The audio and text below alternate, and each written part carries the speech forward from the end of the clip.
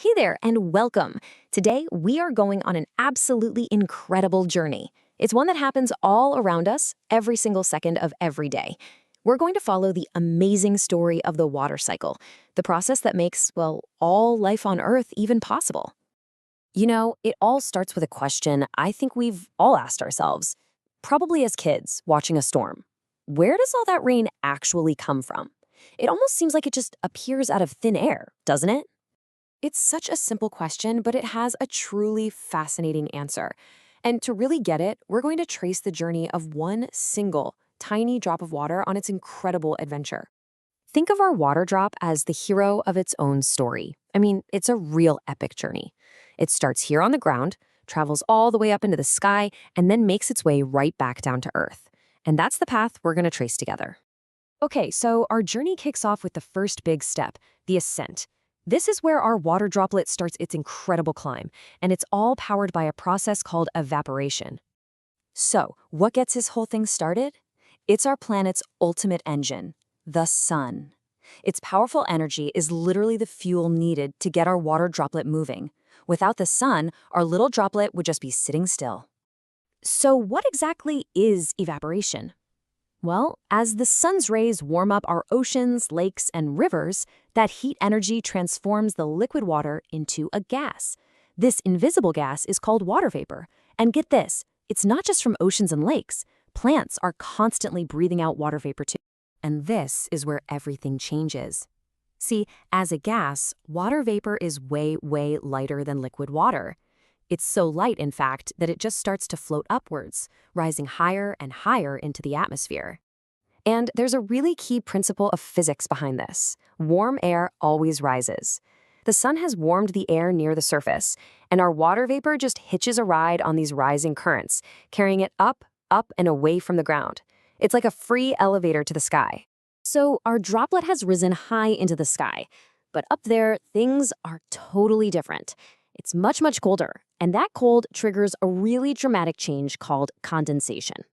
The higher you go, the colder the air gets. This cold air forces our water vapor to cool down and transform right back into its liquid state. But here's a cool little detail.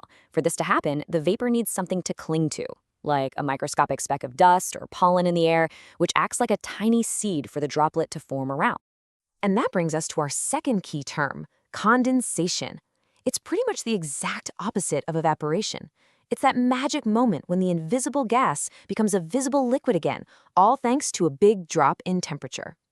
Now, a single droplet is way too small for us to see, but when millions, no billions, even trillions of them cluster together around those tiny particles high up in the atmosphere, they form something we can all see, a cloud. So what is a cloud actually made of? It isn't just fluffy vapor. A cloud is a massive collection of these tiny liquid water droplets, and if it gets cold enough, tiny ice crystals, all just floating together up there. Inside that cloud, it's a really busy place. These tiny droplets are constantly bumping into each other, merging and combining, and with every single collision, they grow a little bigger and a little bit heavier. Eventually, they combine so much that they just become too heavy, way too heavy for the rising air currents to hold them up any longer. And that brings us to the final act of our droplet's journey, the return trip home. This is the stage we all know as precipitation. Once those water drops get heavy enough, a fundamental force of nature just takes over. Gravity. It simply pulls them back down towards the Earth's surface. And this is what we call precipitation. Now, it's important to remember that it isn't just rain. Precipitation can be snow, it can be sleet, or even hail. Basically any form of water that falls from the clouds. For our droplet's story today, it's rain. And as our droplet falls, it joins countless others, landing back on the surface, refilling our rivers, our lakes, and our oceans. The journey is complete. Our droplet is home, rejoining a water supply that's been cycling on this planet for literally billions of years. But is the story really over? Nope, not at all. A single water molecule only spends about 9 days up in the atmosphere before returning. This is an unending, super fast cycle that is absolutely essential for all life. So let's just recap this perfect loop one more time. Step 1, evaporation. That's where the sun's energy makes the water rise. Step 2, condensation, where that vapor cools down and forms clouds. And step 3, precipitation, where the water falls back to Earth. And as soon as that water lands, the sun is already there, warming it, getting ready to kick off the whole process of evaporation. A single drop starts its journey again, part of a global system that never ever stops. So next time you're caught in the rain, just remember the incredible journey those drops have taken.